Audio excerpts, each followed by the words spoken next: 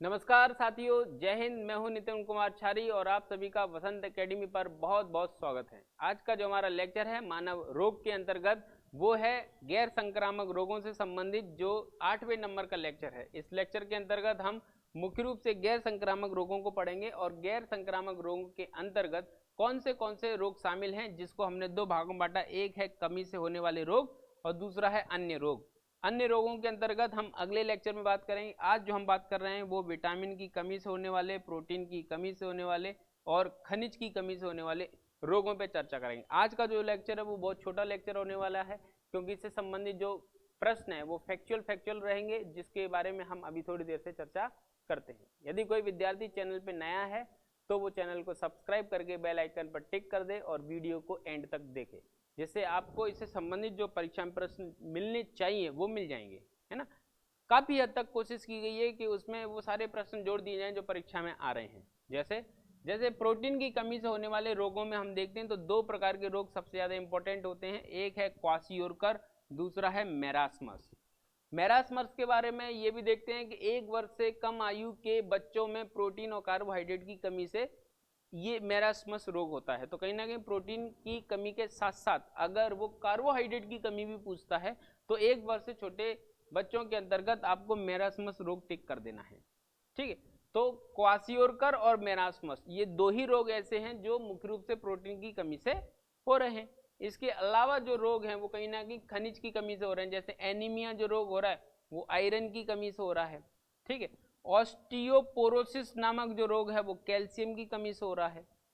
Hyponatraemia नामक रोग हो रहा है वो सोडियम की कमी से हो रहा है। हाइपोकैलीमिया नामक रोग हो रहा है तो वो पोटेशियम की कमी से हो रहा है। ठीक है, और घेंगा नामक जो रोग है वो आपके आयोडीन की कमी से हो रहा है। और कहीं ना कहीं हम ये बचपन से पढ़ते आ रहे हैं कि घेंगा जो रोग है वो आयोडीन की कमी से होता है। एनीमिया रोग जो है वो आयरन की कमी से होता है। बाकी की ये जो 3 है वो थोड़े हम नॉर्मली नहीं पढ़ते हैं, जिसमें सबसे दूसरे नंबर पर लिखा है ऑस्टियोपोरोसिस। तो ऑस्टियोपोरोसिस कैल्शियम की कमी से होता है, ये इंपॉर्टेंट है, इस चीज को आपको याद रखना है। और उसके बाद हाइपोनेट्रीमिया है तो वो सोडियम की कमी से हो रहा है, ये भी इंपॉर्टेंट है। ठीक है, फिर उसके बाद हाइपोकैलीमिया नामक रोग है तो वो पोटेशियम की कमी से हो रहा है। पोटेशियम में डंडा लगेगा, पोटेशियम हो गया, एक्चुअली इसको पोटेशियम एस होना चाहिए। ठीक, तो ये कुछ खनिज की कमी से। अब आए आपके रतौंधी, जैसे विटामिन की कमी से हो रहा है तो विटामिन ए की कमी से हो रहा है। ठीक है, बेरी बेरी जो है वो विटामिन B1 की कमी से हो रहा है। पेलेग्रा रोग जो है वो विटामिन B3 की कमी से हो रहा है।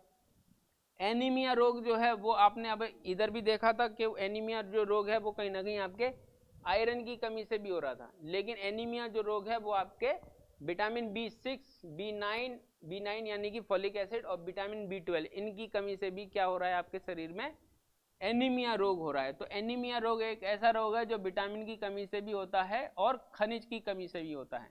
खनिज की कमी देखेंगे तो कौन सा जिम्मेदार है, आयरन। और विटामिन देखेंगे तो कौन सी जिम्मेदार है, 3, विटामिन B6, B9 और B12। B9 को क्या कह रहे हैं, फॉलिक एसिड कह रहे हैं।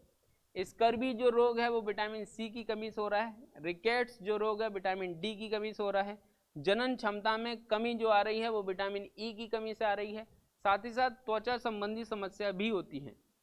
ठीक है, त्वचा संबंधी जो समस्याएं हैं वो भी इसी विटामिन ई की कमी से होती हैं। बाकी का रक्त का थक्का न जमना तो वो विटामिन के से होता है। तो कहीं ना कहीं ये एक नॉर्मल सा प्रश्न था जो हम पढ़ते आते हैं। तो छोटा सा लेक्चर मैंने आपको बताया था जिसके अंतर्गत हमने विटामिन, प्रोटीन और खनिज की कमी से होने वाले रोग पढ़े। प्रोटीन की कमी से केवल 2 ही थे, कौन सा था, क्वाशियोरकर और मरास्मस। ठीक है, और विटामिन की कमी से लगभग 7-8 थे। कितने थे, 7-8 रोग थे, 8 रोग थे, जिसमें से सारे के सारे इंपॉर्टेंट हैं।